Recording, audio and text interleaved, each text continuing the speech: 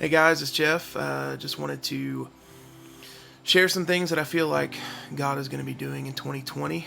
I just feel very pressed in my heart to talk about this for at least the beginning of the year. We may see how things go as we continue on this. I want to do more and more of these videos and share them on all of the multimedia platforms, whether it be YouTube or Facebook or Twitter, Instagram, LinkedIn, wherever it's at.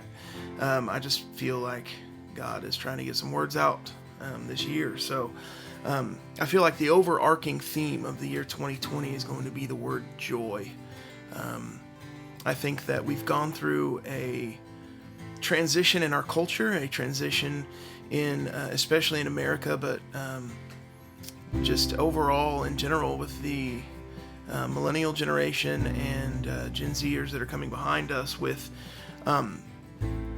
depression is something that's talked about quite a bit now. Anxiety is something that's talked about quite a bit now.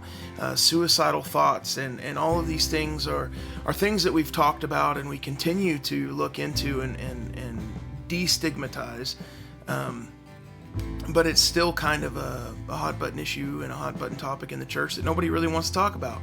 Nobody wants to talk about depression. Nobody really wants to talk about anxiety, and nobody really wants to talk about suicidal thoughts and those kind of destructive behaviors that people engage in and interact in. And I think it's because nobody really has had an answer for it. We have focused so much on telling people that they just be happy, just be better, just stop feeling that way, stop being depressed, stop being sad, stop being anxious, stop doing all these things, just stop worrying. What are you doing?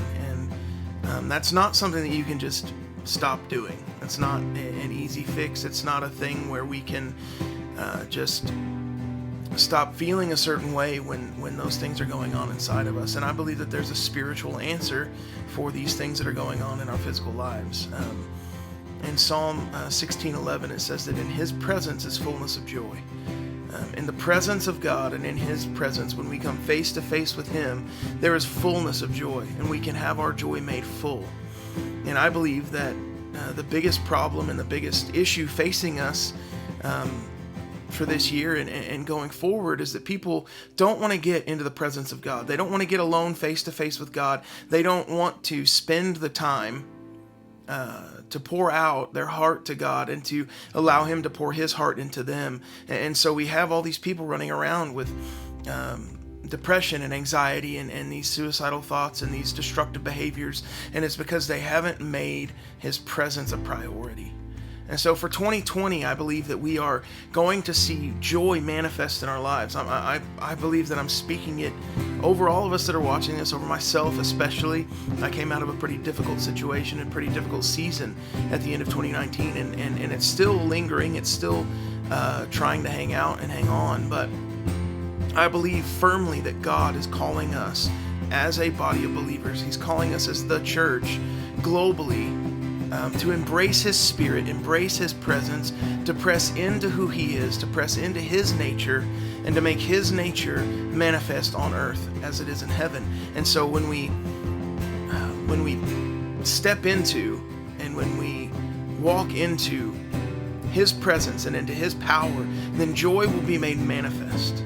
And as we see our joy be made full, we can then dispense joy out in the world. We can take the joy to the streets. But I firmly believe, and I just feel with very strong conviction, that this year, 2020, is going to be a year of joy in the church.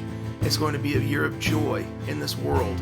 And so I encourage you in your everyday life to seek His presence wherever you're at, to carve out time daily to press into His presence so that you can experience this joy that He wants to make full in your life. So I hope that this blessed you. I hope that it encouraged you. And I pray that you would embrace His presence and embrace His Spirit and embrace His joy for 2020.